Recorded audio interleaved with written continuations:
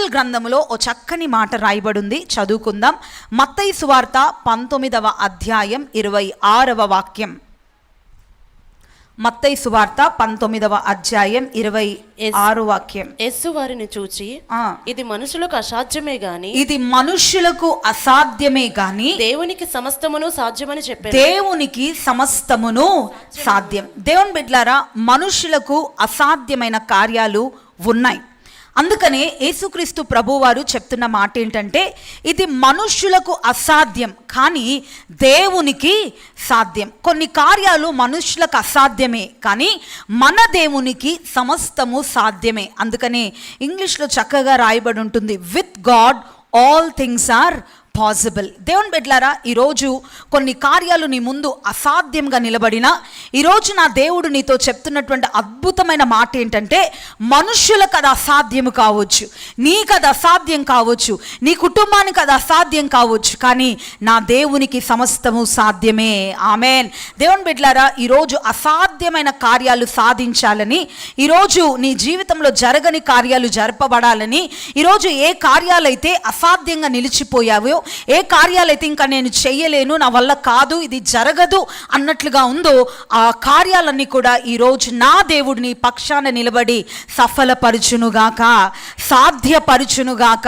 కొన్నిసార్లు డాక్టర్ల దగ్గరికి వెళ్తే, ఇది మా వల్ల కాదండి, ఈ జబ్బుకి మందు లేదు, ఇది మేము నయము చేయలేము అని చెప్తారు. అది మనుష్యులకు అసాధ్యం. కానీ దేవుని బిడ్డలారా, అలాంటి అసాధ్యమైన కార్యాలు నా దేవునికి సాధ్యమని రాయబడింది. ఆమేన్. కొన్నిసార్లు హాస్పిటల్కి వెళ్తే, అమ్మ నీ గర్భసంచిలో ప్రాబ్లం ఉంది, నీకు పిల్లలు పుట్టే అవకాశమే లేదు, అది అసాధ్యం, ఇది మా వలన కాదు, మేమేమీ చేయలేము అని వైద్యులు చెప్తారు. కానీ దేవునికి సమస్తము సాధ్యం. దేవుని బిడ్డలారా, కొన్నిసార్లు మన పరిస్థితులు ఎలాగుంటాయంటే, మనుషులకు చెప్పినా ఆ సమస్యలు తీర్చబడవు, ఎవరిని ఆశ్రయించినా ఆ సమస్యలకు పరిష్కారం దొరకవు. ఇది మనుషులకు అసాధ్యము, ఇది మనుషుల వలన కాదు, ఇది మనం చెయ్యలేము అన్న పరిస్థితుల్లో దేవుని వాక్యం చక్కగా స్పష్టంగా రాయబడింది, ఇది మనుషులకు అసాధ్యమే కానీ దేవునికి సమస్తము సాధ్యము. ఆమేన్. దేవుని బిడ్డలారా, ఈరోజు మనుష్యునికి అసాధ్యమైన కార్యాలు, మనుష్యులు చేయలేని కార్యాలు, మనుష్యులు సాధించలేని కార్యాలు, మనుష్యుని వలన జరగని కార్యాలు ఈరోజు నా దేవుడు నీ జీవితంలో తానే నిలబడి జరిపించునుగాక. తానకు దేవునికి అసాధ్యమైనది ఏది లేదు. ఆయన సమస్తాన్ని చేయగలిగిన దేవుడు. ఈరోజు అలాంటి అద్భుతమైన దేవుడిని మనం కలిగి ఉన్నాం. ఈరోజు ఏ విషయంలో కూడా మనం అధైర్యపడనక్కర్లేదు, ఇది నా వలన జరగట్లేదు, ఇది నేను సాధించలేకపోతున్నాను, ఇది నాకు అసాధ్యంగా మిగిలిపోయిందే అన్న బాధ అక్కర్లేదు. ఎందుకో తెలుసండి, మనము కలిగి ఉన్న దేవుడు జీవం కలిగిన దేవుడు, సమస్తాన్ని సాధ్యపరిచే దేవుడు. అందుకనే మత్తయి సువార్తలో ఒక అద్భుతమైన మాట, ఇది మనుష్యులకు అసాధ్యమే. ఈరోజు మనుష్యునికి అసాధ్యమైన కార్యాలన్నీ నా దేవుడు సాధ్యపరుచునుగాక. అయితే ఇది ఎలాగూ సాధ్యపడుతుంది? చాలాసార్లు అసాధ్యమైనవి సాధ్యపరచుకోవాలని మనం ఆశపడుతూనే ఉంటాం. ఈ అసాధ్యమైన కార్యం నేను పొందుకోవాలని ఆశతో దేవుని సన్నిధానానికి వస్తాం. దేవుని ద్వారా సాధ్యమన్నారు కదా, దేవుడే నా జీవితంలో కార్యం చేయాలని ఎంతోమంది ప్రయత్నిస్తుంటారు, ప్రయాసపడుతూనే ఉంటారు. దేవుని బిడ్డలారా, అసాధ్యమైన దేవుడు మన జీవితంలో సాధ్యం చేయాలంటే అనేక విషయాలు ఉన్నాయి. అయితే ఈరోజు ఒక విషయం మనం ధ్యానం చేసుకుందాం. మార్కు సువార్త 9వ అధ్యాయం 17వ వాక్యాన్ని నుంచి చదువుదాం. మార్కు సువార్త 9వ అధ్యాయం. జనసమూహంలో ఒకడు బోధకుడా మోగదయ్యము పట్టిన నా కుమారుని నీ యొద్దకు తీసుకుని వచ్చి తిని, అది ఎక్కడ వానిని పట్టునో అక్కడ వానిని పడద్రోయును. అప్పుడు వాడు నురుగు కార్చుకుని పండ్లు కోరుకుని మూర్ఛిల్లును. దానిని వెళ్ళగొట్టుడని నీ శిష్యులను అడిగి తిని, గాని అది వారి చేత కాలేదని ఆయనతో చెప్పాను. చాలు. దేవుని బిడ్డలారా, ఇక్కడ ఒక మూర్ఛ వ్యాధితో బాధపడుతున్నటువంటి ఒక చిన్నవాడిని తండ్రి శిష్యుల దగ్గరికి, దేవుని శిష్యుల దగ్గరికి తీసుకొని వచ్చారు. తీసుకొని వచ్చినప్పుడు అప్పటికే శిష్యులు అనేకమైన అద్భుతమైన కార్యాలు చేస్తూ ఉన్నారు. యేసయ్య నామంలో వారు అద్భుతాలు జరిపిస్తున్నారు. వారి ద్వారా కూడా అనేకమైన సూచక్రియలు జరుగుతూ ఉన్నాయి. అయితే ఈ చిన్నవాని తండ్రి ఆ కుమారుని తీసుకొని వచ్చి ఆ కుమారుని బాగుపరచమని శిష్యులతో చెప్పినప్పుడు వారు యథావిధిగా ఎప్పుడు అందరికీ ప్రార్థన చేసినట్లుగానే, అందరి జీవితంలో వారు ప్రార్థన చేస్తున్నప్పుడు అద్భుతాలు జరుగుతున్నట్లుగానే ఈ పిల్లవాని జీవితంలో కూడా కార్యం జరుగుతుందని వారు విశ్వాసంతోనే ప్రార్థన చేశారు. కానీ ఆ పిల్లవాణిని వారు బాగు చేయలేకపోయారు. అయితే ఆ పిల్లవాని తండ్రి ఆ పిల్లవాడిని తీసుకొని యేసయ్య దగ్గరకు వచ్చాడు. యేసయ్య దగ్గరికి నేరుగా వచ్చి చెప్తున్నాడు, అయ్యా ఈ పిల్లవాడిని మీ శిష్యుల దగ్గరికి తీసుకొని వచ్చాను, ఈ పిల్లవాడిని బాగు చేయమని శిష్యులను ప్రార్థించమని నేను కోరాను, కానీ అది వారి చేత కాలేదు. చెప్దామా నోరు తెరిచి, అది వారి చేత కాలేదు. దేవుని బిడ్డలారా, ఎన్నో కార్యాలు యేసుక్రీస్తు ప్రభు వారితో తిరిగిన శిష్యులే, యేసయ్యతో ఉన్న శిష్యులే, యేసయ్యతో సహవాసం చేస్తున్న వారే, యేసయ్యతోనే అన్ని ప్రాంతాలను సందర్శిస్తున్నారు, యేసుక్రీస్తు ప్రభు మార్గంలోనే నడుస్తున్నారు. ఆయన యొక్క శిష్యులని పేరు పొందిన వీరి జీవితంలో వీరి వలన ఈ కార్యము జరగలేదు. మన జీవితంలో కూడా కొన్ని మనం దైవికంగా నడుచుకున్నప్పటికీ, దేవునితోనే మనం నడుస్తున్నప్పటికీ, దైవికమైనటువంటి మార్గంలో మనం నడిపింపబడుతున్నప్పటికీ, మనం ప్రార్థన చేస్తే కొన్ని కార్యాలు మన జీవితంలో సాధ్యపడుతున్నప్పటికీ కొన్ని విషయాలు మన వలన కాలేదు అన్నట్లుగా కనబడుతున్నాయేమో, ఇది నా వల్ల జరగట్లేదు అన్నట్లుగా మిగిలిపోయిందేమో. అలాగే శిష్యుల జీవితంలో కూడా అనేకమైన కార్యాలు జరుగుతున్నాయి. కానీ ఈ విషయానికి, ఈ కుమారుని విషయానికి వచ్చేసరికి ఈ చిన్న కుమారుని యొక్క తండ్రి వచ్చి చెప్తున్నాడు, అయ్యా మీ శిష్యుల వలన ఇది కాలేదు, అది వారి చేత కాలేదు. అదే మార్కు సువార్త 9వ అధ్యాయం 28-29 వాక్యాలు చదువుదామా. ఆయన ఇంటిలోనికి వెళ్ళిన తర్వాత ఆయన శిష్యులు మేమెందుకు ఆ దయ్యమును వెలగొట్టలేకపోతేమని. చాలు దేవుని బిడ్డలారా, కొంచెం ముందుకి యేసయ్య ఆ దయ్యాన్ని గద్దించగా ఆ దయ్యం పారిపోయింది, ఆ కుమారుని విడిచిపోయింది అన్న విషయాన్ని చదువుదామండి. జనులు గుంపుగూడి తన ఎద్దుకు పరుగెత్తుకుని వచ్చుట యేసు చూచి, మోగవైన చెవిటి దయ్యమా ఆయనని వదిలిపోమ్ము, వానిలో ప్రవేశింపవద్దని నీకు ఆజ్ఞాపించుచున్నానని చెప్పి ఆ అపవిత్రాత్మను గద్దించెను. అప్పుడు అది కేక వేసి వానిని ఎంతో విలువలాడించి వదిలిపోయెను. అంతట వాడు చచ్చిన వాని వలె ఉండెను గనుక అనేకులు వాడు చనిపోయిననిరి. అయితే యేసు వాని చెయ్యి పట్టి వాని లేవనెత్తగా వాడు నిలవబడెను. దేవుని బిడ్డలారా, ఇక్కడ శిష్యుల వలన జరగలేని కార్యం ఎప్పుడైతే యేసయ్య దగ్గరికి ఆ కుమారుని తీసుకొని వచ్చాడో, యేసుక్రీస్తు ప్రభువారు తన చేతుల నుంచి ఆ కుమారుని కొరకు ప్రార్థన చేసినప్పుడు ఆ మూగ దయ్యము ఆ కుమారుని విడిచిపెట్టింది. ఆ కుమారుడు బాగుపరచబడ్డాడు, ఆ కుమారుడు స్వస్థపరచబడ్డారన్న విషయము అక్కడున్న వారందరూ చూశారు, శిష్యులు కూడా చూశారు. అయితే శిష్యులు అందరి ఎదుట అడగలేక కొంచెం నామూసుగా ఉండి, కొంచెం సిగ్గుగా ఉండి, ఏంటిది మేము యేసయ్యతో పాటు తిరుగుతూ కూడా, యేసయ్యను వెంబడిస్తూ కూడా ఈ కార్యాన్ని మేము చేయలేకపోయామే అన్న బాధ, అన్న ఆందోళన, ఒక మాటలో చెప్పాలంటే ఆ యొక్క అసమర్థత వాళ్ళు ఏర్పడి ఆ సిగ్గుతో జనసమూహం ముందు అడగలేదు. కానీ యేసుక్రీస్తు ప్రభు వారు ఒంటరిగా ఉన్నప్పుడు, ఆయన ఏకాంతంగా ఉన్నప్పుడు ఈ శిష్యులు యేసయ్య దగ్గరికి వెళ్ళి అడుగుతున్నారు. అయ్యా 28-29 వాక్యాలు ఇప్పుడు చదువుదాం. ఆయన ఇంటిలోనికి వెళ్ళిన తర్వాత ఆయన శిష్యులు ఎందుకు ఆ దయ్యమును వెలగొట్టలేకపోతేమని ఏకాంతంగా ఆయన అడిగిరి. అందుకు ఆయన ప్రార్థన వలననే గాని మరి దేని వలనైనను ఈ విధమైనది వదిలిపోవట అసాధ్యమని వారితో చెప్పాను. చాలండి. ఆ ప్రార్థన అన్నదానికి ఫుట్ నోట్ లో మనం గమనిస్తే చదువుదాం. కన్నీళ్లు విడిచి అని కూర్చోబడి ఉన్నది. ఉపవాసం వలననే అని రాయబడి ఉంటుంది. ఫుట్ నోట్లు ఏమని ఉందండి? ప్రార్థన వలననే అన్నదానికి ఉపవాసము వలననే. దేవుని బిడ్డలారా, ఇక్కడ యేసయ్యను శిష్యులు వెళ్ళి అడుగుతున్నారయ్యా, మేమెందుకు వెళ్ళగొట్టలేకపోయాం, ఇది మా వలన ఎందుకు కాలేదు, మేమెందుకు చేతగాని వారిలా మిగిలిపోయాం, ఇది ఎందుకు మేము చేయలేకపోయాం అంటే యేసయ్య వారికి ఇచ్చినటువంటి ఉత్తరం ఏంటంటే, ఇది ఉపవాస ప్రార్థన వలననే సాధ్యము. హల్లెలూయా. దేవుని బిడ్డలారా, ఈరోజు మనం తెలుసుకోవాల్సినటువంటి ఏకైక విషయం ఏంటంటే, అసాధ్యమైన కార్యాలు సాధ్యపరచబడాలంటే దానికి కేవలం ఉపవాస ప్రార్థన మాత్రమే. ఒక టాప్ సీక్రెట్ మనం తెలుసుకోవాలండి. మనం అనుకోవచ్చు ఉపవాస ప్రార్థన అంటే చాలా సింపుల్గా, నేను ఉపవాసం ఉంటున్నానండి, చాలాసార్లు ఉపవాసం ఉన్నానండి అని చాలా క్యాజువల్గా తీసుకుంటాం. కానీ బైబిల్ ఏం చెప్తుందంటే, ఉపవాస ప్రార్థనలో శక్తి ఉంది, ఉపవాస ప్రార్థనలో బలం ఉంది.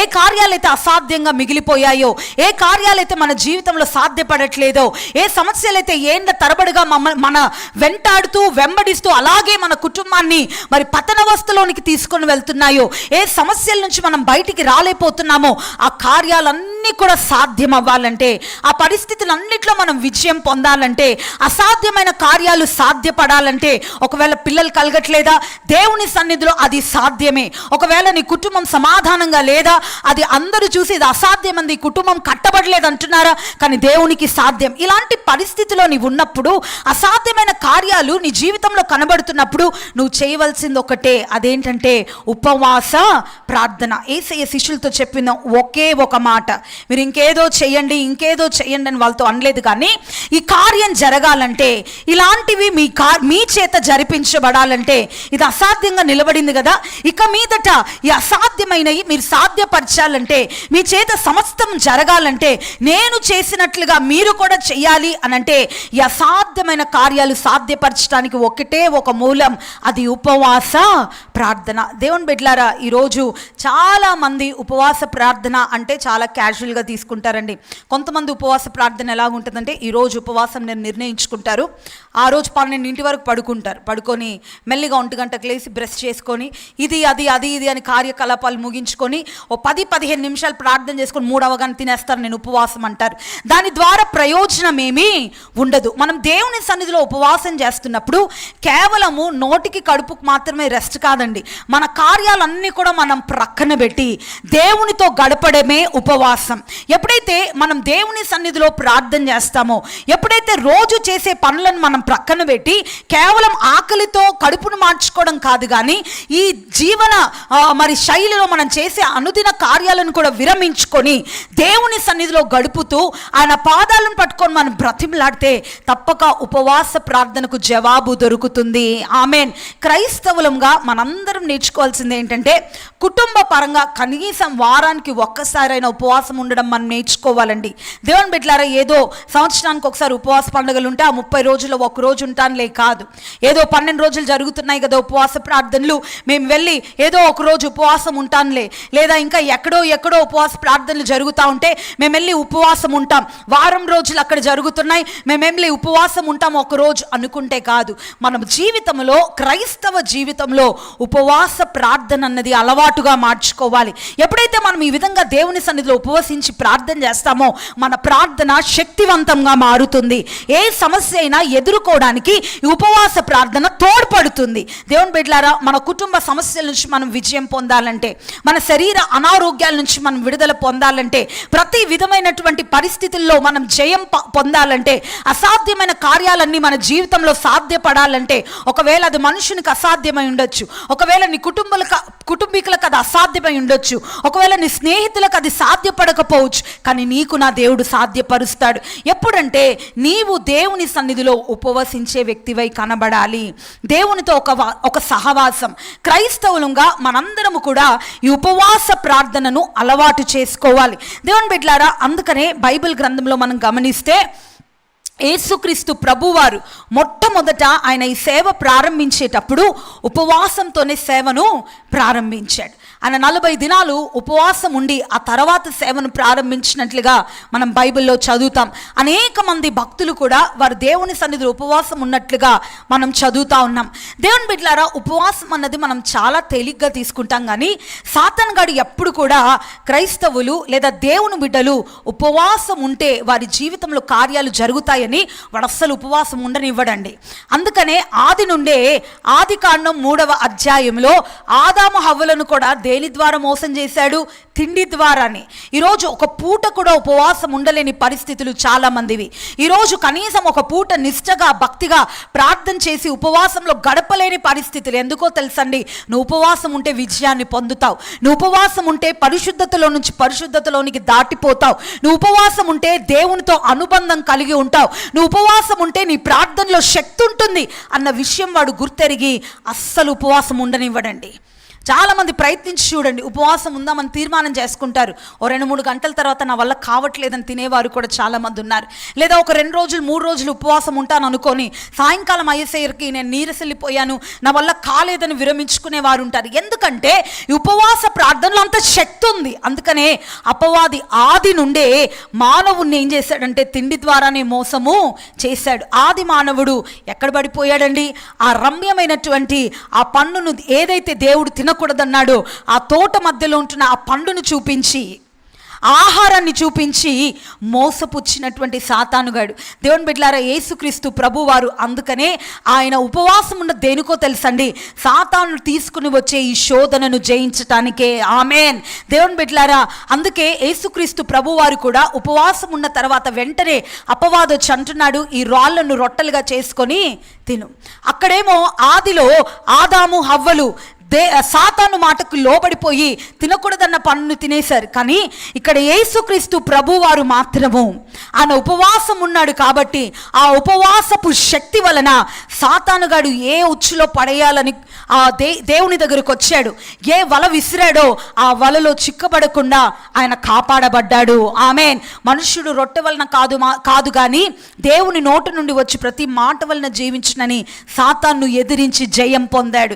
దేవుని బిడ్డలారా, ఈ విధంగా అపవాది తీసుకుని వచ్చే ఈ శోధన, తిండి వలన శోధన, మత్తు వలన శోధన, మందు వలన శోధన, డబ్బు వలన శోధన, ఐహిక విచారాల వలన శోధన, ఈ రోజుల్లో ఫోన్ వలన శోధన, చిన్న చిన్న శోధనలే అనుకుంటాం కానీ ఆ శోధన మనల్ని నాశనానికి తీసుకొని వెళ్ళిపోతుంది. ఆదిలో ఆదాము హవ్వల్ని ఏదో పెద్ద పాపంలో ఏం పడేయలేదండి. కేవలం వెళ్ళి యేసయ్య తినొద్దన్నాడా? ఏం కాదు, తింటే ఈ తినుదినంగా మీరు దేవతల వలె మారిపోతారు, ఇది తినుదినమున నిశ్చయముగా మీరు దేవుని వల్ల అగుతారు అని మోసం చేస్తే ఆ మోసపు మాటలకు లొంగిపోయి ఆ టెంప్టేషన్లో వారు టెంప్ట్ అయిపోయారు, ఆ శోధనకు గురైపోయారు. ఈ రోజుల్లో కూడా దేవుని బిడ్డలారా, సాతాను కూడా అనేకమైన విషయాల్లో క్రైస్తవులను శోధనలో పడేసే ప్రమాదం ఉంది. అనేక విషయాల్లో వాడు శోధనకు గురి చేస్తూ ఉంటాడు. ఏముందిలే, ఇది కొద్దిదే కదా, ఇది చిన్నదే కదా, ఇది ఒక్కసారే కదా, ఏమి కాదులే అని వాడు శోధిస్తున్నప్పుడు ఆ శోధనలో పడిపోయే ప్రమాదం ఉంది. మానవుడు కాబట్టి ఖచ్చితంగా శోధనకు పడిపోయే ప్రమాదము ఉంది. అయితే ఈ శోధనలో మనం పడిపోకూడదంటే, అపవాది తీసుకొని వస్తున్నటువంటి టెంప్టేషన్స్లో మనం పడిపోకూడదంటే ఉపవాస ప్రార్థనే దానికి కారణము. ఆమేన్.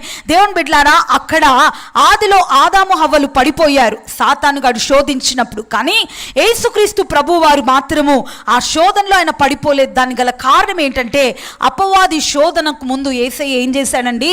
ఉపవాసం ఉండి ప్రార్థన చేశాడు. దేవుని బిడ్డలారా, ఎవరైతే ఉపవాస ప్రార్థన అలవాటు చేసుకుంటారో, ఎవరైతే ఉపవాసం ఉండి దేవుని సన్నిధిలో ప్రార్థన చేస్తారో ఎలాంటి శోధననైనా వారు జయించగలుగుతారు.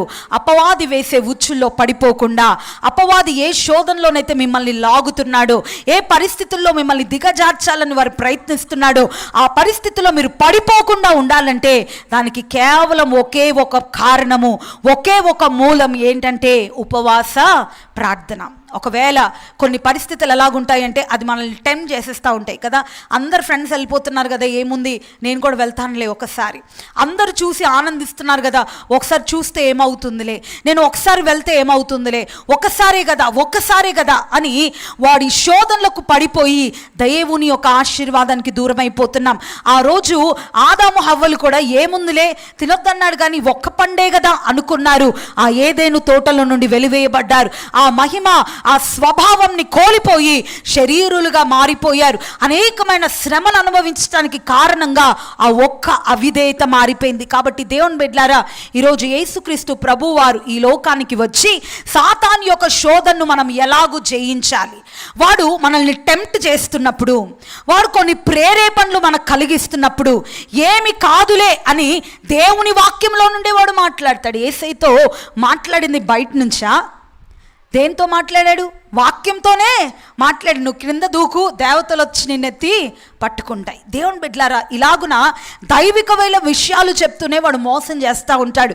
అయితే ఆ శోధనలో, ఆ ఉరిలో, ఆ ట్రాప్లో మనం పడిపోకూడదంటే ఉపవాస ప్రార్థన అనే అనుభవం మనం కలిగి ఉండాలి.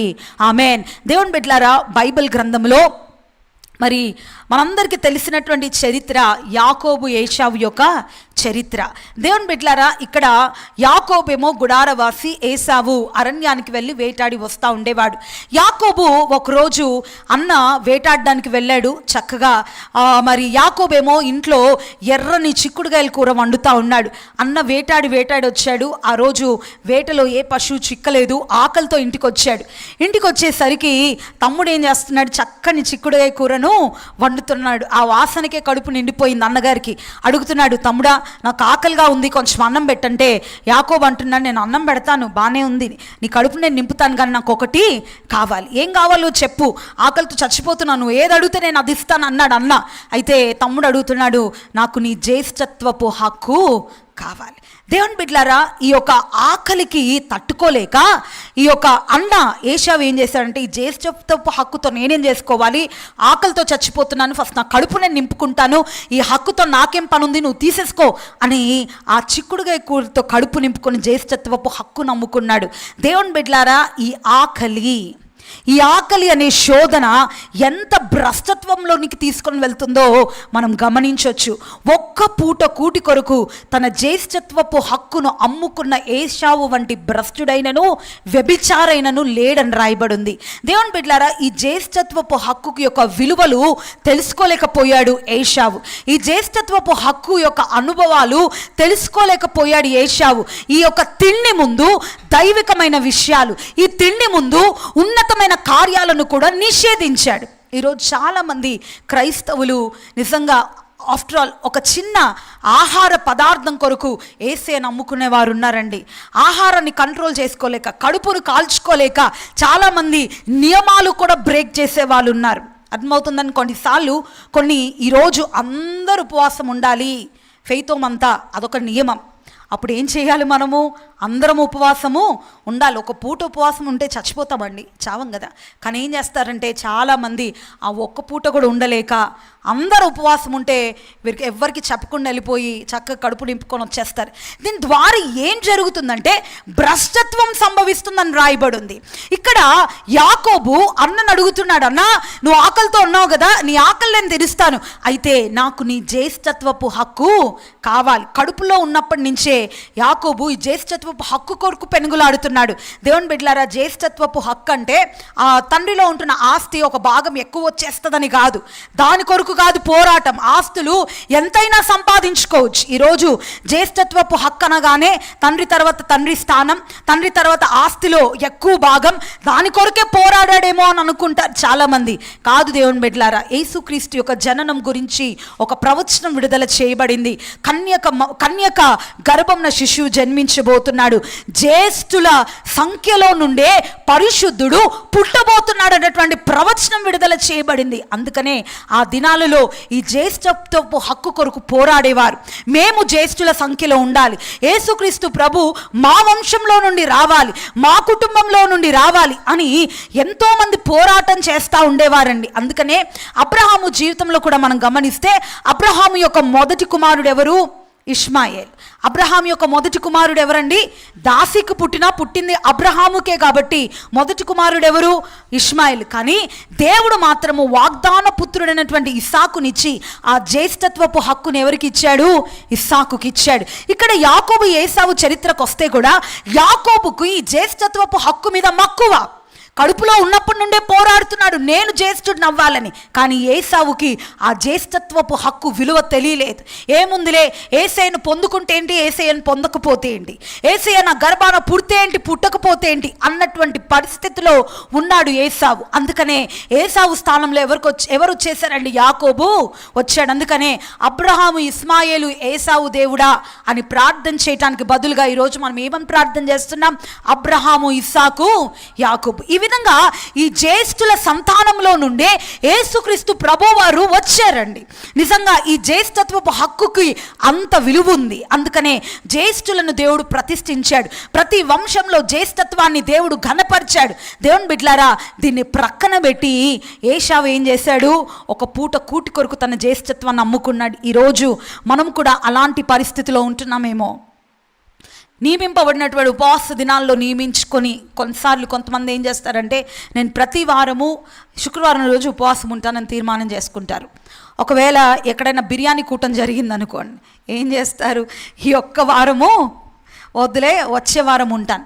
ఈ విధంగా మన ప్రతిష్టను దేని కొరకు అమ్మేస్తున్నాము? తిండి కొరకు. దేవుని బిడ్డలారా, సాతానుగాడు ఏదో పెద్ద పెద్ద పాపాలు మన ముందు తెచ్చిపెట్టి ఆ పాపాల్లో మనం చిక్కబడాలని వాడు ఏమాత్రం కోరడు. ఎందుకంటే వాడు చాలా యుక్తి కలిగిన వాడు. మనం పాపాల జోలికి వెళ్ళమని, మనం చేయకూడనివి చేయమని వాడికి బాగా తెలుసు. అందుకనే మొదట శోధన ఎక్కడా? తిండి. చెప్దామా, ఎక్కడండి? తిండిని ముందుంచి శోధించాడు. అందుకనే మనం చాలా జాగ్రత్తగా ఉండాలి దేవుని బిడ్డలారా. రానున్న దినాల్లో కూడా సంఘం ఎత్తబడిపోయిన తర్వాత సాతానుగాడు ఎక్కడ తెలుసా ప్రజలని ట్రాప్ చేసేది? తిండి వలననే. నువ్వు 666 ముద్ర వేసుకుంటేనే క్రయ విక్రయాలు జరుగుతాయి. నువ్వు ఆ ముద్ర వేసుకోకపోతే నీకు తిండి ఉండదు, రేషన్ ఉండదు. వాడు ఎక్కడ పెట్టాడు అక్కడే పెట్టాడు ఫిట్టింగ్. కాబట్టి మనం చాలా జాగ్రత్తగా ఈ రోజుల్లోనే మనం సాతాన్ను జయించాలంటే, మన జీవితంలో అసాధ్యమైన కార్యాలు మనం పొందుకోవాలంటే, మనం సాధ్యపరచుకోవాలంటే ఒకే ఒకటి మూలమండి, అది ఉపవాస ప్రార్థన. దేవుని బిడ్డలారా, ఒకసారి కూడా చెప్పాను, మరొకసారి నేను చెప్తాను. ఇద్దరు స్నేహితులు అరణ్యంలో వెళ్తూ ఉన్నారు. బాగా ఆకలేస్తుంది. ఒక వ్యక్తి పేరేమో మైకల్, ఇంకొక వ్యక్తి పేరేమో జార్జ్. వీళ్ళిద్దరు స్నేహితులు ఆ అరణ్యంలో వెళ్తూ ఉన్నారు. వెళ్ళిన తర్వాత ఆకలేస్తూ ఉంది. ఇద్దరు ఆకలితో అలమటించిపోతున్నారు. అల్లంత దూరాన ముస్లిం సహోదరులు అనేక మందికి అన్నదాన ప్రోగ్రాం పెట్టారు. దానాలు చేస్తూ ఉంటే ఒక స్నేహితుడు జార్జ్ మరొక స్నేహితుతో అన్నాడు మైకిల్తో, మన ఇద్దరం కూడా ఇప్పుడు ముస్లింలం అయిపోవాలి. నా పేరేమో మహమ్మద్, నీ పేరేమో జాకిర్ అని నువ్వు చెప్పే, అక్కడికి వెళ్ళి మనం చెప్దాము మేము కూడా ముస్లింలమే అని, అప్పుడు మనకు భోజనం దొరుకుతుంది అని ఇద్దరు మాట్లాడుకొని వెళ్తారు. అప్పుడు ఈ యొక్క మైకిల్ ఏమో మొహమ్మద్ అని మార్చేసుకుంటాడు. ఈ యొక్క మరి జార్జ్ ఏమో మొహమ్మద్ అని మార్చేసుకుంటాడు. మైకిల్ని అంటారు నీ పేరు జాకిర్ అని చెప్పమంటాడు. ఈ యొక్క మైకిల్ మాత్రం ఒక పూట కూటి కొరకు నేను క్రైస్తవుని కాదు అని నేను ఎలాగూ చెప్పాలి, నేను అలా చెప్పను, నేను నా పేరుగానే చెప్తాను, భోజనం పెడితే పెట్టారు లేకుంటే లేదంటాడు. ఆ తర్వాత వారు తిన్నగా అక్కడికి వెళ్తారు. వెళ్ళిన తర్వాత ఈ జార్జ్ మైకిల్ ఇద్దరు లైన్లో నిలబడతారు. అక్కడ వడ్డించే వ్యక్తి చాలా మంచి వ్యక్తిగా, చాలా సాఫ్ట్ కార్నర్ ఉంటుందండి. ఆయన అడుగుతాడు, ఏమైంది, మీరు ఎందుకు ఇక్కడికి వచ్చారంటే, మాకు కూడా ఆహారం పెట్టండి అయ్యా, మేము చాలా దూర ప్రయాణం చేసి వస్తూ ఉన్నాం, ఆకలితో ఉన్నాము అని అంటాడు. నీ పేరేంటి అని అడగగానే జార్జ్ అంటాడు, నా పేరు మొహమ్మద్. ఇంకొక వ్యక్తిని అడుగుతాడు, నీ పేరు ఏంటంటే ఆయన అంటాడు, నా పేరు మైకిల్. దేవుని బిడ్డలారా, ఆయన అంటాడు సరే మంచిదే అని చెప్పి ఈ యొక్క మైకిల్కి ఆహారం పెట్టమని అక్కడ ఉన్న వారికి చెప్తాడు. చక్కగా కడుపు నిండా మైకిల్కి భోజనం పెట్టండి అని చెప్తాడు. ఈ మొహమ్మద్ వైపు చూస్తుంటే మొహమ్మద్కి ఏం అర్థం కాదు. ఏంటిది, నేను ముస్లింనే అని చెప్పాను కదా. ఈ జార్జ్ గారు భయపడిపోతూ ఉంటాడు, ఏంటిది నా రహస్యం ఏదైనా తెలిసిపోయిందా, నేనేమన్నా ముస్లింలాగా కనిపించట్లేదా, నేను క్రైస్తవుడిగా కనిపిస్తున్నానా, ఎందుకు నన్ను ఇలాగ నిలబెట్టాడు, నేను అబద్ధం ఆడినట్టు ఏమైనా దొరికిపోయానేమో అని కంగారు పడిపోతూ ఉంటాడు ఈయన. ఎందుకంటే మైకిల్కి ఏమో ఆహారం పెట్టమంటాడు, జార్జ్ని అలాగ పక్కన నిలబడమని ఆయన వైపు చూసి, మొహమ్మద్ గారు మనం రంజాన్ సీజన్లో ఉన్నాం కదా, నీవు నేను ఇద్దరము ఉపవాసమే, ఆ స్నేహితుడు తిననివ్వండి అంటాడు. దేవుని బిడ్డలారా, దేవుని కొరకు నిలబడినటువంటి మైకిల్ కడుపు నిండింది. ఒక పూట కూటి కొరకు ఏం చేశాడు, ఈయన పేరుని మార్చేసుకున్నాడు. ఈరోజు చాలామంది మీకు స్కీమ్స్ ఉండవండి, పేరు మార్చేసుకోండి ఒకసారి కదా అంటే ఎంతమంది మార్చుకోవట్లేదు? మైకిల్ పోయి ఏమైపోద్ది చెప్పండి, ఇంకేదో పేరుగా మారిపోతుంది. దేవుని బిడ్డలారా, ఈరోజు అలాంటి పరిస్థితిలో మనం ఉండటానికి వీల్లేదు. మనము దేవుని కొరకు మనం ఎలాగూ నిలబడాలంటే వైరాగ్యంగా మనం నిలబడగలగాలి. ఏదో చిన్న శోధనలో చిన్న స్కీమ్ ఉందని, ఏదో లాభం వస్తుందని, ఏదో ఇల్లు వస్తుందని, ఏదో రేషన్ వస్తుందని, ఇంకా ఏదో సబ్సిడీలు వస్తున్నాయని చెప్పి పేర్లు మార్చుకునే క్రైస్తవులు లేకపోలేదు. దేవుని బిడ్డలారా, ఈరోజు దేవుని వాక్యంలో సెలవిస్తుంది మనం ఏం చేయాలి, దేవుని కొరకు నిలబడాలి తప్ప ఈ యొక్క లోక సంబంధమైన వాటి కొరకు దేవుణ్ణి అమ్ముకోవడానికి వీలు లేదు. ఏషావు ఏం చేశాడు, ఒక్క పూట కూటి కొరకు తన జ్యేష్ఠత్వాన్ని అమ్ముకున్నాడు. ఈరోజు మనం కూడా ఆ చిన్న స్కీమ్ కొరకు, ఆ చిన్న ఇంటి కొరకు, లేదా ఆ చిన్న లాభం కొరకు, లేదంటే మరి ఆ చిన్న వ్యాపారం కొరకు చాలామంది వారి పేర్లు మార్చుకునేవారు ఉన్నారు, యేసే నమ్ముకునేవారు ఉన్నారు. దేవుని బిడ్డలారా, ఈరోజు అట్టి పరిస్థితిలో ఎవరైనా ఉంటే మీలో మార్పు కలుగునుగాక. సాతానుగాడు ఎక్కడెక్కడో శోధనలు కాదు, ఈ చిన్న శోధన, తిండి అనే ఎరవేసి శోధన, లేదా లాభం అనే ఎరవేసి శోధన, లేదా ఏదో స్కీమ్ అని ఎరవేసి శోధన. ఈ శోధన మనం జయించాలంటే దానికి కేవలము ఉపవాస ప్రార్థనే. మరి కొంతమంది భక్తులు ఉంటారండి, వారు ఉపవాసం ఉండరు, కానీ ఉపవాసం ఉన్న వాళ్ళ దగ్గరికి ఇంత పెద్ద లిస్ట్ తీసుకొని వెళ్ళి మా కొరకు ఉపవాస ప్రార్థన చేయండి అమ్మా, మేము శ్రమల్లో ఉన్నాం, మేము అప్పుల్లో ఉన్నాం, మేము సమస్యల్లో ఉన్నాం అని ఆ స్లిప్పులు తీసుకెళ్ళి దైవజనులకి, ఉపవాసం ఉంటున్నటువంటి తోటి విశ్వాసులకు ఇస్తారు, కానీ వారి జీవితంలో ఏ రోజు కూడా ఉపవాసం అన్న మాట వినబడదు. ఈరోజు దేవుని బిడ్డలారా, నీ కుటుంబంలో క్షేమం కలగాలంటే, నీ వ్యక్తిగత జీవితంలో నువ్వు విజయం పొందాలంటే, నీ జీవితంలో దేవుడు అసాధ్యమైన కార్యాలు సాధ్యపరచాలంటే ఉపవాసం చేయటం నేర్చుకో. తప్పక దేవుడి జీవితంలో కార్యం చెయ్యునుగాక. రెండవది చదువుదాం, అపోస్తుల కార్యములు 13వ అధ్యాయం 2-3 వాక్యాలు.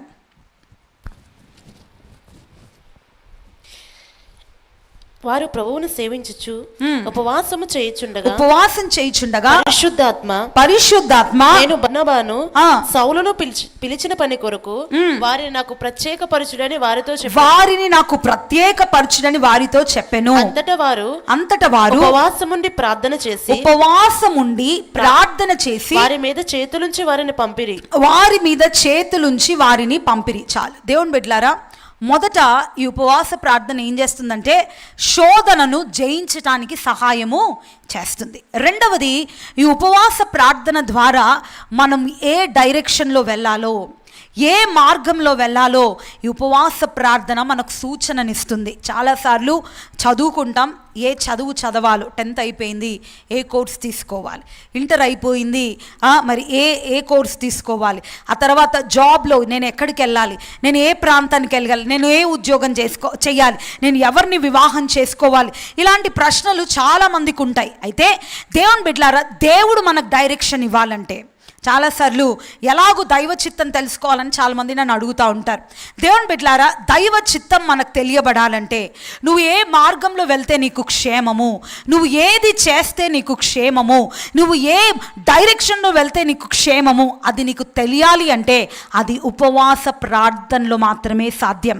దేవుని బిడ్డలారా, ఇక్కడ పౌలు బర్నబా ఇద్దరు కూడా సేవలో ఏ ప్రాంతానికి వెళ్ళాలో వారు ఎంచుకోలేదు. వారు ఏం చేశారంటే ఉపవాసం ఉండి ప్రార్థన చేశారు. ఎప్పుడైతే ఉపవాసం ఉండి ప్రార్థన చేశారో దేవుడే వారికి డైరెక్షన్ ఇచ్చాడు. పలానా ప్రాంతానికి వెళ్ళాలి, ఇద్దరిద్దరుగా వెళ్ళాలి. దేవుని బిడ్డలారా, ఈరోజు నీ జీవితంలో కూడా ఆయననే డైరెక్టర్గా ఉండునుగాక.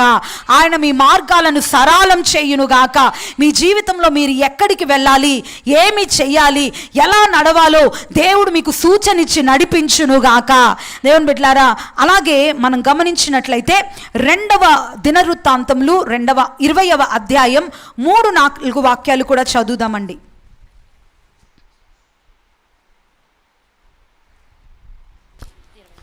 2వ దినవృత్తాంతములు 20వ అధ్యాయం 3-4 వాక్యాలు. అందుకు యెహోషాపాతు భయపడి యెహోవా యొద్ద విచారించుటకు మనస్సు నిలుపుకొని యూదా అంతటా ఉపవాస దినము ఆచరింపవలనని చెప్పగా యూదా వారు యెహోవా వలన సహాయమును వేడుకొనుటకై కూడుకొనిరి. యెహోవా యొద్ద విచారించుటకు యూదా పట్టణములన్నిటిలో నుండి జనులు వచ్చిరి. యెహోషాపాతు యెహోవా మందిరములో రక్తశాల ఎదుట సమాజంగా కూడిన యెరూషలేముల జనుల మధ్యలో నిలవబడి మా పితరుల దేవా యెహోవా ఆకాశమందు దేవుడివై ఉన్నావు, అన్యజనుల రాజ్యములను ఏలువాడువు నీవే, నీవు బహుబలము గలవాడవు, పరాక్రమము గలవాడవు, నిన్ను ఎదిరించుటకు ఎవరికి నీ బలము చాలదు. నీ జనులైన ఇశ్రాయేలు ఎదుట నుండి ఈ దేశపు కాపరస్తులను తోలివేసి నీ స్నేహితుడైన అబ్రహాము యొక్క సంతతికి నీవే మా దిక్కు అని ప్రార్థన చేస్తాడు. ఏమంటాడండి ఆ ప్రార్థనలో? యెహోవా నీవే మా దిక్కు. దేవుని బిడ్డలారా, ఇక్కడ ఇశ్రాయేలు ప్రజలు, ఈ యూదా ప్రజలందరూ కూడా ఒక చిన్న దేశంగా ఉన్నారు. అయితే ఈ చిన్న దేశం మీదకి 3 రాజులు యుద్ధం చేయడానికి వచ్చారు.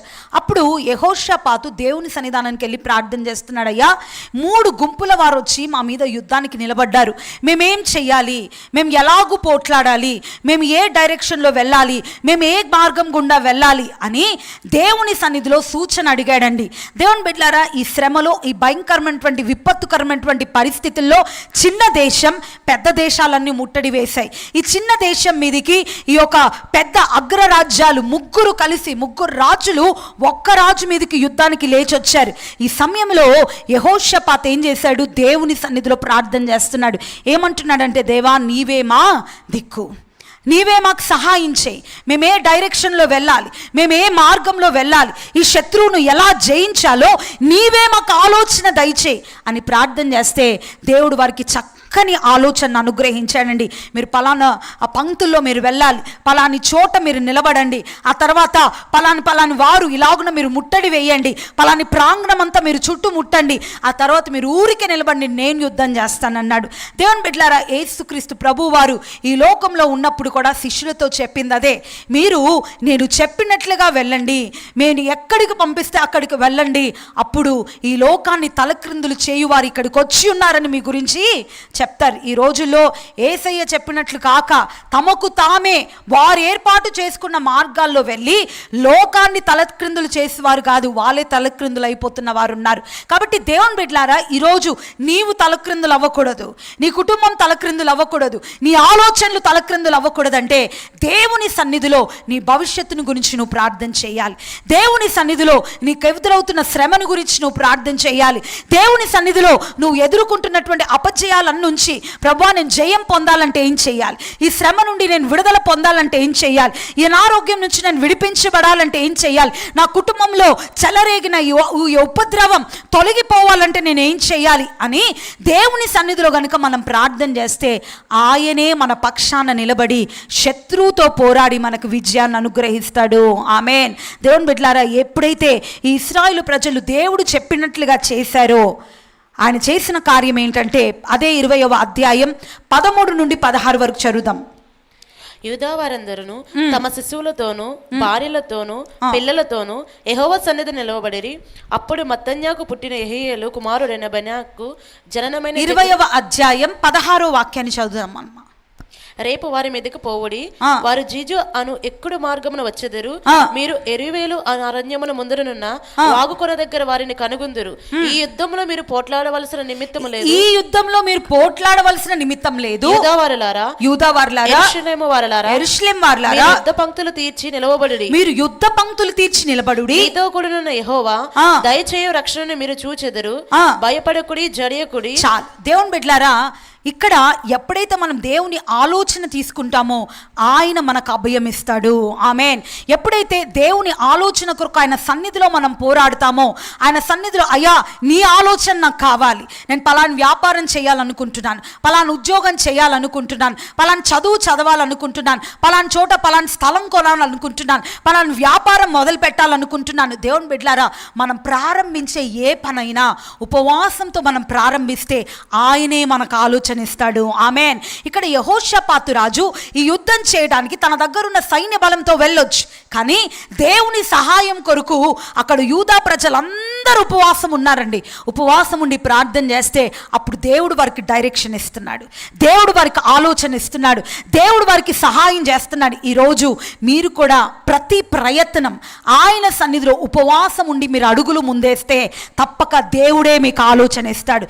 ఎవరిని కలవాలి, ఏ స్థలంలో పని ప్రారంభించాలి, ఎక్కడ నువ్వు ఉద్యోగం చేయాలి, ఎవరిని వివాహం చేసుకోవాలి, ఎక్కడ ఇల్లు కొనాలి, ఎక్కడ వ్యాపారం ప్రారంభించాలి, ఇవన్నీ కూడా దేవుడు నీకు ఆలోచన ఇవ్వాలంటే నువ్వు పని ప్రారంభించడానికి ముందు నువ్వేం చేయాలి, దేవుని సన్నిధిలో ఉపవాసం ఉండి ప్రార్థన చేయాలి. ఎవరైతే ఈ పని చేస్తారో తప్పక వారు విజయమే పొందుతారు. ఆమేన్. మన సొంత జ్ఞానంతో, సొంత ఆలోచనలతో, సొంత నిర్ణయాలతో ఎవరో చెప్పారని వాళ్ళ సలహా మేరకు, లేదా పలాని పని చేస్తే మీకు బాగా లాభాలు వచ్చేస్తాయి మేము కూడా చేస్తున్నాం అంటే ఆ ఆలోచన తీసుకొని మరి కొంతమంది ఏమో ఆ పిల్లోడు చాలా మంచోడండి, చిన్నప్పటి నుంచి మేము చూస్తున్నామంటారు, కానీ లోపల జరిగే విషయాలు వాళ్ళకి తెలియదు. ఏదో వాళ్ళు చెప్పారు కదా అని వీరు మోసపోయి పెళ్లి చేసుకుంటారు, తర్వాత అసలైన నిజస్వరూపం బయట పడుతుంది. పలానా ఉద్యోగం చాలా మంచిదండి అంటారు, వెళ్ళిన తర్వాత 2 రోజులు కూడా ఆ ఉద్యోగం నువ్వు చేయలేవు. పలానా ఇల్లు అండి నేను చూసొచ్చాను చాలా బాగుంది అంటారు, దేవుని ఆలోచన లేకుండా ఇల్లు కొనుక్కుంటారు, నెల తిరగక ముందు అప్పు అలాగే ఉంటుంది, ఆ ఇల్లు అమ్మేసుకుంటారు. దేవుని బిడ్డలారా, ఈ విధంగా మనం నష్టపోవడానికి గల కారణం ఏంటంటే మన సొంత ఆలోచనలతో మనం నడుచుకోవడం.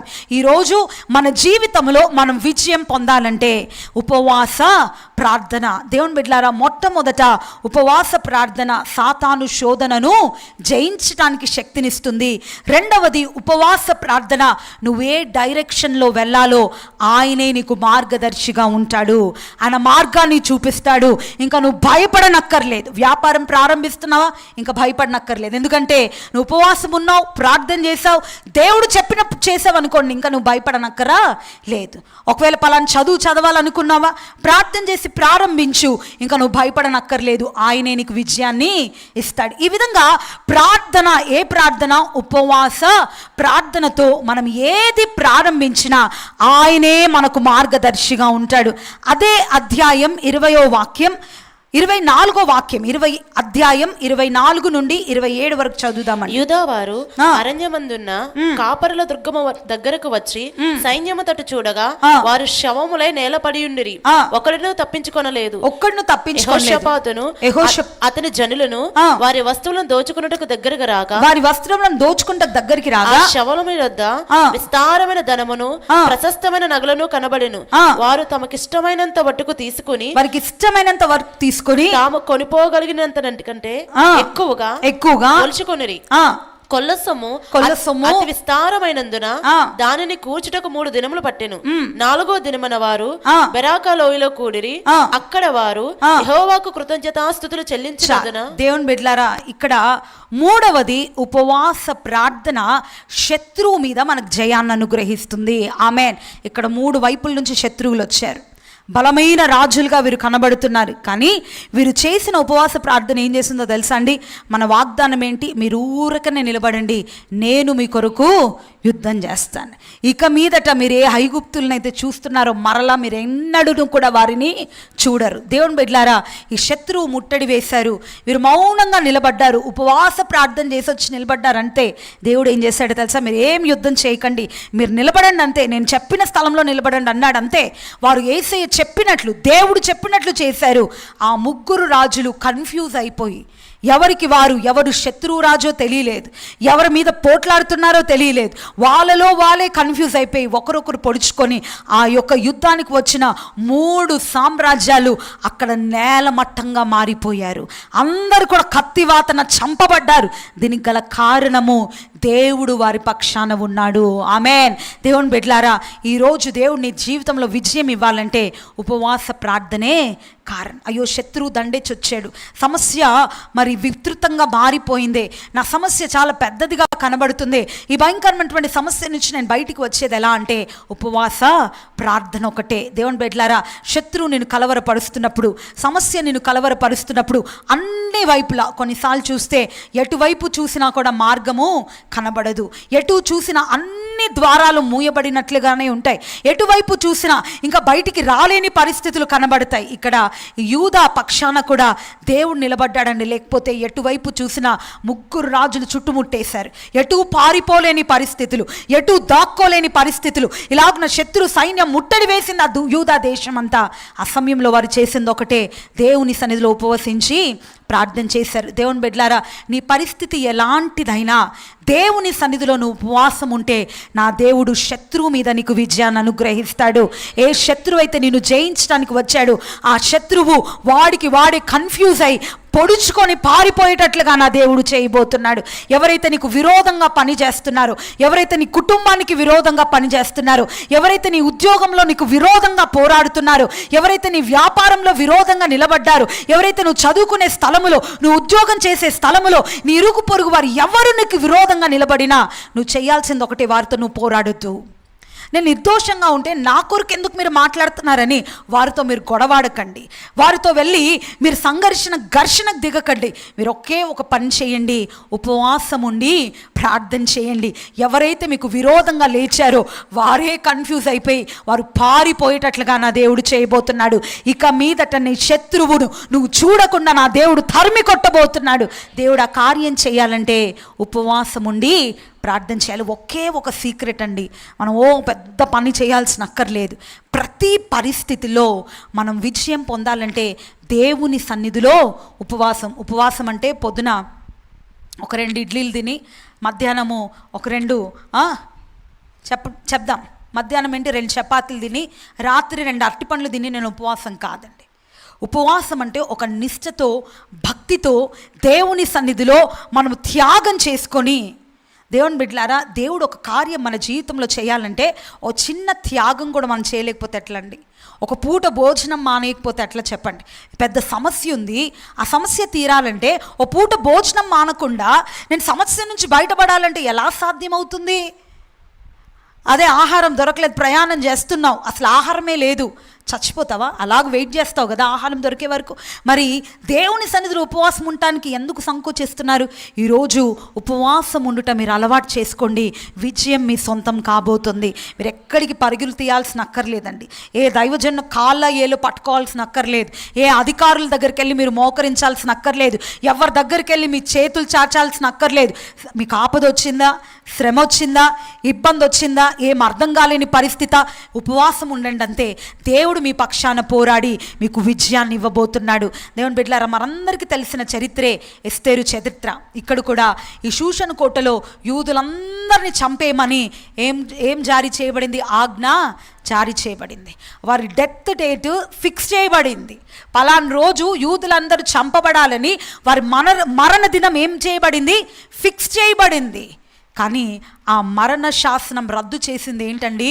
ఉపవాస ప్రార్థన. ఎప్పుడైతే ఈ డెత్ డేట్ ఫిక్స్ చేయబడిందో వీరందరిలో కంగారు మొదలైంది. అయితే వారు చేసింది ఒకటే, ఆ రాణితో పాటు ఉన్న యూదులు పనికత్తలందరూ 3 దినములు దేవుని సన్నిధిలో అన్నపానములు పుచ్చుకోకుండా ఉపవాసం ఉండి ప్రార్థన చేశారు. దేవుని బిడ్డలారా, అది అసాధ్యం. ఒక్కసారి రాజు చేత సంతకం చేయించబడితే అది రద్దు చేయబడడం అన్నది అసాధ్యం. కానీ నా దేవునికి సమస్తం సాధ్యమే. ఆమెన్. అది మనుషునికి అసాధ్యం, అది రాజ్యాలకు అసాధ్యం, అది రాజులకు అసాధ్యం, అది మరి ఆ యొక్క రాజ్య సంస్థానంలో ఉంటున్న వారికి అసాధ్యం. కానీ నా దేవునికి సమస్తము సాధ్యమే. ఇది ఎలాగూ సాధ్యమవుతుందంటే ఉపవాస ప్రార్థన వలన సాధ్యమవుతుంది. దేవుని బిడ్డలారా, ఒకవేళ చేతబడి ప్రయోగాలు నా మీద జరుగుతున్నాయండి, ఫలానా తారీఖున నేను చావాలని రాసి పెట్టారండి, ఒకవేళ అలాగున్న జరుగుతుందేమో, దేవుని బిడ్డలారా, నీ మరణము వాడు రాసి పెట్టాడేమో, కానీ ఆ మరణము రద్దు చేయడానికి నా దేవుడు దేవుని సన్నిధిలో నువ్వు చేసే ప్రార్థన కోరుతున్నాడు. ఆయన బలులు కోరట్లేదండి, ఆయన నీ అర్పణలు కోరట్లేదు. కేవలం ఆయన సన్నిధిలో నువ్వు ఉపవసించి ప్రార్థన చేస్తే ఎవడైతే డెత్ డేట్ రాశాడో వాడే ఆ రోజున కనబడకుండా మాయం కాబోతున్నాడు. నీ పక్షాన నా దేవుడు కార్యాలు చేయబోతున్నాడు. ప్రతి శాసనాన్ని ఆయన రద్దు చేయబోతున్నాడు. ఒకవేళ పలానా డేట్ రోజు ఇంకా నువ్వు ఉద్యోగంలో రిజైన్ చేయాలని ఆల్రెడీ నీకు చేతకి సర్టిఫికేట్ వచ్చేసిందేమో, లేదా ఇంకా 6 నెలలే నువ్వు బ్రతుకుతావమ్మా, ఇంకా 6 నెలలే బ్రతుకుతావయ్యా, నీ కిడ్నీలు పోయాయి, లేదా నీ లంగ్స్ ఫెయిల్ అయ్యి, నీ లివర్ పోయింది, నీ హార్ట్కి ప్రాబ్లం వచ్చింది, మేమేం చేయలేము, ఇంకా 6 నెలలే అని గడువు ఇచ్చారేమో, నీ మరణ డేట్ వారే ఫిక్స్ చేశారేమో. కానీ మరణాన్ని కూడా రద్దు చేసే దేవుడు మన దేవుడు. ఆమేన్. మనుష్యులకు అసాధ్యమైనది నా దేవునికి సమస్తము సాధ్యమే. ఇక్కడ మరణము డేటు ఫిక్స్ చేసేసారండి యూదులకి. పలాని రోజు, పలాని వారం, పలాని సమయమున వారు చంపబడాలి. తాకీదులు రిలీజ్ చేయబడ్డాయి, సంస్థానం అంతా పంచిపెట్టారు. కానీ ఆ శాసనం రద్దు చేయడానికి వీరు ఏమీ చేయలేదు. వారి నిర్దోషత్వాన్ని నిరూపించుకోవడానికో మేమేమి చేయలేదయ్యా, మాకెందుకు ఈ శిక్ష అని నిరాహార దీక్షలు చేయడమో, రాజు దగ్గరికి వెళ్ళి ఆ భవనాల దగ్గర కూర్చోవడమో ఏమి చేయలేదు. రాజాతి రాజైన దేవుని సన్నిధానానికి వెళ్ళి కూర్చున్నారు. ఆమేన్. దేవుని బిడ్డలారా, ఈరోజు మనకు న్యాయం దొరకాలంటే, ఈరోజు మన పరిస్థితుల నుంచి మనం విడిపించబడాలంటే, ఈరోజు దేవుడు మన జీవితంలో మేలు చేయాలంటే మనుషుల దగ్గరికి వెళ్ళి నిరాహార దీక్షలు చేయకండి. అధికారుల దగ్గరికి వెళ్ళి రోజులు కూర్చొని బ్రతిమలాడకండి. మనకి రాజాది రాజు ఉన్నాడు, ఆయన దగ్గరికి వెళ్ళి మీరు బ్రతిమలాడండి, ఆయన సన్నిధిలో కూర్చోండి, ఆయనను బ్రతిమలాడండి, ఆయన పాదాలు పట్టుకోండి. తప్పక ఆయన మీకోసం పోరాడి మీకు విజయాన్ని అనుగ్రహించబోతున్నాడు. అందుకనే ఈరోజు నువ్వు విజయం పొందాలంటే, అసాధ్యమైనవి దేవుడు మన జీవితంలో సాధ్యపరచాలంటే కేవలము ఉపవాస ప్రార్థన. దేవుని బిడ్డలారా, ఈ జాన్వరి మాసంలో మనం ఉన్నాం. తీర్మానం చేసుకోండి, కనీసం కుటుంబం అంతా వారానికి ఒక్కసారి ఒక్క పూటైనా, అర్థమవుతుందండి, ఒక 4 గంటల వరకు లేదా ఒక 6 గంటల వరకు ఉపవాసం ఉండటానికి ప్రయత్నించండి. తద్వారా మీకు ఆరోగ్యం కూడా, మీకు తెలియలేదండి, సైన్స్ కూడా చెప్తుంది, వారానికి ఒక రోజు ఉపవాసం ఉంటే శరీరానికి ఏ రోగాలు రావు. కడుపునంట ఒక పూటైనా ఖాళీగా ఉంచాలి. కనీసం మంచినీళ్ళు తాగకుండా ఒక రోజంతా ఉంటేనంట శరీరంలో ఏవైనా క్యాన్సర్ గడ్డలు ఉంటే కూడా కరిగిపోతాయని శాస్త్రం చెప్తుంది. మరి ఈరోజు దేవుని సన్నిధిలో ఉపవసించడానికి మనం ఎందుకు సంకోచించాలి?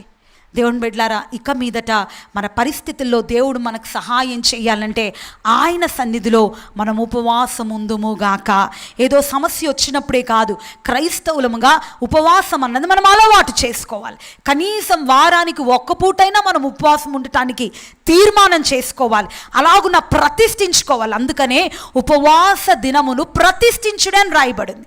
ఏం చేయాలంటే దాన్ని ప్రతిష్ఠించాలి. పలానా రోజు ఉపవాసం అంటే ఆ రోజు పెళ్ళే జరగని, ఆ రోజు విందే జరగని, నీ ఎదుట తీసుకొని వచ్చి నీకు ఇష్టమైన భోజన పదార్థాలే పెట్టని, నువ్వేం చేయాలి? నువ్వు ప్రతిష్ఠించుకుంటే ఆ రోజు దేవుని దినం ఎంత మంచి ఆహారం తెచ్చిపెట్టినా నేను తినను, నా ప్రార్థన ముగించిన తర్వాతనే. దేవుని బిడ్డలారా, అలాగున మీరు తీర్మానం చేసుకొని చూడండి, మీరు ప్రార్థించిన వెంటనే దేవుడు మీ జీవితంలో కార్యం చేస్తాడు. అందుకనే మన అయ్యగారు దేవరాజయ్య గారు ఫాస్టింగ్ ఇస్ ఫీస్టింగ్ అనేవాడు కదా. ఉపవాస పండుగ అన్నది అది విందు. అందుకనే మనము ఉపవాస పండుగలు, మనోహరమైన ఉపవాస పండుగలు. ఉపవాసం ఏంటి, పండుగ ఏంటి అనుకుంటాం కదా. పండుగ అంటే భోజనాలు, పండుగ అంటే విందు, పండుగ అంటే వినోదం, పండుగ అంటే అందరం కలిసి చక్కగా కూర్చొని విందు ఆలపించడమే పండుగ. మరి ఉపవాసాన్ని పండుగ అని ఎందుకన్నాడంటే, దేవుని బిడ్డలారా, ఉపవాసములో దేవుడు మనకు విజయాన్ని ఇవ్వబోతున్నాడు. కన్నీటితో దేవుని సన్నిధానానికి వెళ్తావు, సంతోషంతో నువ్వు తిరిగి బయటికి వస్తావు. సమస్యతో దేవుని సన్నిధానానికి వస్తావు, సమస్యకు పరిష్కారంతో బయటికి వస్తావు. అనారోగ్యంతో దేవుని సన్నిధానానికి వస్తావు, ఆరోగ్యం పుంజుకొని బయటికి వస్తావు. నిజంగా సమస్యలతో చిక్కబడి దేవుని సన్నిధానానికి వస్తావు, విడుదల పొంది బయటికి వస్తావు. ఆమేన్. అందుకనే ఉపవాసం అన్నది ఏంటండి, మనకి పండుగతో సమానం. కాబట్టి దేవుని బిడ్డలారా, వారానికి ఒక్కసారైనా, అర్థమవుతుందండి, ఇది నేర్చుకొని చూడండి, తప్పక దేవుడు మీ జీవితంలో కార్యాలు చేయునుగాక. మనుష్యునికి అసాధ్యం, కానీ దేవునికి సమస్తము సాధ్యమే. శిష్యుల ద్వారా జరగనిది దేవుడు జరిపించాడు. వారితో చెప్పిన మాట, ఇలాంటి వదిలిపోవుట జరగాలంటే ఉపవాస ప్రార్థన. దేవుని బిడ్డలారా, సమస్య తీరట్లేదా? ఎంత ప్రార్థన చేసినా విడుదల రావట్లేదా? ఎంత ప్రార్థన చేసినా సమస్యగానే ఉందా? ఇక మీదటనైనా ఉపవాసాన్ని ప్రతిష్ఠించుకో. అర్థమవుతుందా? చాలామంది ఉపవాసం ఉంటున్నారు, కానీ విజయం పొందలేకపోవడానికి గల కారణం ఏంటంటే, నేను చెప్పినట్టు శుక్రవారం ఉపవాసం అనుకుంటారు, ఆ శుక్రవారం పెళ్ళి వస్తే ఉపవాసం పోయింది, ఆ శుక్రవారం ఇంట్లో మంచి భోజనం ఉంటే పోయింది, లేదా బయటికి వెళ్ళిపోతే అన్నీ బాగా కనిపించాయి కంటికి అనుకుంటే పోయింది. అలాగున మీ ప్రతిష్టను మీరు కోల్పోతే మీకు విజయం రాదు. అందుకనే కన్సిస్టెన్సీ ఇస్ ద కీ అంటారు కదా. మామూలుగా సామెతలో కూడా కన్సిస్టెన్సీ ఇస్ ద కీ అంటే, ఏదైతే మనం పట్టుదలతో, ఒక దీక్షతో, ఒక నిష్ఠతో చేస్తామో దాంట్లో తప్పక మనం విజయం పొందుతాం. దేవుని బిడ్డలారా, అందుకనే ఇక మీదట అలాంటి ప్రతిష్ఠ చేసుకొని చూడండి, మీ సమస్యలు తొలగిపోవడానికి అదే కారణంగా మారిపోతుంది. ఆమేన్. మీరు ఏమీ చేయనక్కర్లేదండి, ఒక వారానికి ఒక పూట ఉపవాసం ఉండండి, దేవునితో గడపండి, దేవునితో మాట్లాడండి, కుటుంబం అంతా ప్రార్థన చేయండి, లేదా వ్యక్తిగతంగా ప్రార్థన చేయండి. అసాధ్యమైన కార్యాలన్నీ ఈ సంవత్సరంలో నా దేవుడు మీ జీవితంలో సాధ్యపరచునుగాక. ఒకవేళ భయంకరమైన అప్పు సమస్యలో ఉన్నారేమో, తీర్చుకోవడానికి వల్ల పడట్లేదేమో, మనుషుల వలన అది అసాధ్యమే. ఒకవేళ నువ్వు సంపాదించిన సంపాదన వల్ల ఈ యొక్క అప్పు తీర్చుకోలేని పరిస్థితిలో ఉన్నావేమో, దేవుని బిడ్డలారా, ఈరోజు నా దేవుడు నీతోనే మాట్లాడుతున్నాడు. ఉపవసించి ప్రార్థన చేయి, నా దేవుడు నీ కొరకు ద్వారాలు తెరవబోతున్నాడు. ఆ శత్రువు మీద దేవుడు నీకు విజయాన్ని ఇవ్వబోతున్నాడు. ఆ సమస్యను అధిగమించడానికి దేవుడే నీకు సహాయం చేయబోతున్నాడు. ఆయన సహాయము కొరకై ఆయన సన్నిధానానికి వెళ్ళే నీవు ఉపవాసంతో వెళ్ళు, జయంతో నువ్వు తిరిగి రాబోతున్నావు. ఆమేన్. దేవుని బిడ్డలారా, ఉపవాసం ఉన్నాడు దావీదు మహారాజు. దేని కొరకో తెలుసా? తను చేసిన పాపం కొరకే. దేవుని బిడ్డలారా, ఈరోజు దేవుని సన్నిధిలో ఒకవేళ ఆయన దృష్టికి నువ్వు విరోధంగా ఏదైనా పని చేస్తుంటే ఉపవాసం ఉండి ప్రార్థించే, నా దేవుడు నీ తప్పును కూడా పరిహరించబోతున్నాడు. ఆ తరువాత దేవుడిని స్థిరపరచబోతున్నాడు. ఇక్కడ సింహాసనం స్థిరపరచబడడానికి గల కారణం ఏంటో తెలుసండి? ఈ యొక్క పాపంలో పడ్డాడు దావీదు, కానీ ఉపవాసించి ప్రార్థన చేశాడు. దేవుని సన్నిధిలో తన తప్పంతా ఒప్పుకున్నాడు. కేవలం ఒప్పుకున్నాడా? ఉపవసించి ప్రార్థన చేశాడు. ఉపవాసములో, ప్రార్థనలో ఆయన పశ్చాత్తాపపడి తన తప్పును ఒప్పుకున్నాడు. ఆ ఉపవాస ప్రార్థన చూసిన దేవుడు తన జీవితంలో అద్భుతాన్ని చేయటం ప్రారంభించాడు. తిరిగి ఆయన సింహాసనాన్ని స్థిరపరిచాడు, తన కొమ్మును పైకెత్తాడు. తన జీవితంలో ఆయన ఏ కార్యాలు చేయాలనుకున్నాడో వాటన్నిటిని కూడా చేయటానికి దేవుడు కృపణించాడు. ఈరోజు దేవుని బిడ్డ, ప్రతి దానికి ఉపవాస ప్రార్థన ఒకటే మూలం. ఈరోజు నువ్వు అనుకోవచ్చు, అసాధ్యమైనది నా జీవితంలో దేవుడు సాధ్యపరచాలంటే నేనేం చేయాలో అన్న ప్రశ్న నీకుంటే నువ్వు చేయాల్సింది ఏమీ లేదు. ఒకే ఒక పని, ఉపవాసం ఉండు, దీక్షతో ఉపవాసం ఉండు. అర్థమవుతుందండి? పొద్దున ఇంత పెద్ద గంజి, మధ్యాహ్నము పెద్ద లోటలో గంజి, రాత్రి ఇంకా అదే పనిలో నువ్వు ఉంటే ఇంకేం ప్రార్థన చేస్తావు? కడుపు ఖాళీ పెట్టండి, నోటికి ఖాళీ పెట్టండి. ఒక్క పూటైనా అన్నీ మర్చిపోయి దేవునితో గడపండి. విజయం నీ సొంతం కాబోతుంది. అసాధ్యమైన కార్యాలు సాధ్యం కాబోతున్నాయి. మూయబడిన ద్వారాలు తెరవబడబోతున్నాయి. నీ ఎదుట శత్రువు కూలిపోబోతున్నాడు. ఏ శత్రువు అయితే నేను భయపెడుతున్నాడో ఇక మీదట వాడు నీ కంటికి కనబడకుండా నా దేవుడు తొలగించబోతున్నాడు. ఆ కార్యాలు నా దేవుడు మీ జీవితంలో చెయ్యునుగాక. అందరం లేచి నిలబడతాం దేవుని సన్నిధిలో. ప్రభా, నాకు ఆ శక్తి ఇవ్వు నాయన, అసాధ్యమైన కార్యాలు సాధ్యపడాలి. ఒకవేళ నీ భర్తలో మార్పు రావట్లేదా? నీ పిల్లల్లో మార్పు రావట్లేదా? నీ ఉద్యోగ పరిస్థితులు మారట్లేదా? నీ వ్యాపార పరిస్థితులు మారట్లేదా? దేవుని బిడ్డలారా, ఉపవాసం ఉండి ప్రార్థించే. ఒకరోజు ప్రార్థనతో నీకు విజయం రావట్లేదేమో, కానీ కన్సిస్టెంట్గా ప్రార్థన చేయటం నేర్చుకో. విజయం వచ్చే వరకు ప్రార్థన చేయి. నీ ప్రార్థన దేవుడు వినే వరకు ప్రార్థన చేయి. ఆయన నీకు జవాబు ఇచ్చే వరకు ప్రార్థన చేయి. అంతవరకు అదే దీక్ష, అదే ప్రతిష్ట, అదే ఉపవాసము నువ్వు ఉండి చూడు. తప్పక నువ్వు విజయాన్ని పొందబోతున్నావు. దేవుని బిడ్డలారా, రాజులు విజయాన్ని పొందారు, అధికారులు విజయాన్ని పొందారు, దేవుని బిడ్డలారా ప్రవక్తలు విజయాన్ని పొందారు. కేవలం ఉపవాసము ద్వారానే. ఈరోజు నీవు కూడా విజయం పొందాలంటే, ఈరోజు నీ సమస్యలు పరిష్కరింపబడాలంటే, అసాధ్యమైన దేవుడు సాధ్యపరచాలంటే, ఒకవేళ ఉద్యోగం పొందడం అసాధ్యమై ఉండొచ్చు, ఒకవేళ ఆ యొక్క మరి పరిస్థితి నుంచి బయటికి రావడం అసాధ్యమై ఉండొచ్చు, పిల్లలు కనడం అసాధ్యమై ఉండొచ్చు, ఒకవేళ నీకు వివాహం జరగడం అసాధ్యమై ఉండొచ్చు, పలాని వ్యాధి బాగవ్వడం అసాధ్యమై ఉండొచ్చు. కానీ అసాధ్యమన్న మాట నా దేవుడు కొట్టివేయునుగాక. సమస్తము ఆయన నీ జీవితంలో సాధ్యపరచునుగాక. నీ జీవితంలో నా దేవుడు ద్వారాలు తెరచునుగాక. నీ పరిస్థితులు నా దేవుడు తలక్రిందులుగా మార్చునుగాక. అందరం అడుగుదాం, ప్రభా అట్టి కృప నాకు దయచే తండ్రి. ఆ దీక్షతో నేను జీవించాలి ప్రభా.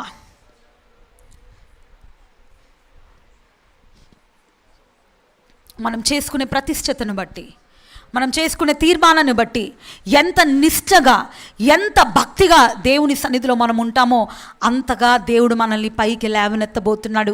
దేవుని బిడ్డలారా, ఒక దైవజనుడు బలంగా వాడబడుతున్నాడంటే ఆ వెనకాల వారు చేసిన ఉపవాస ప్రార్థనలే.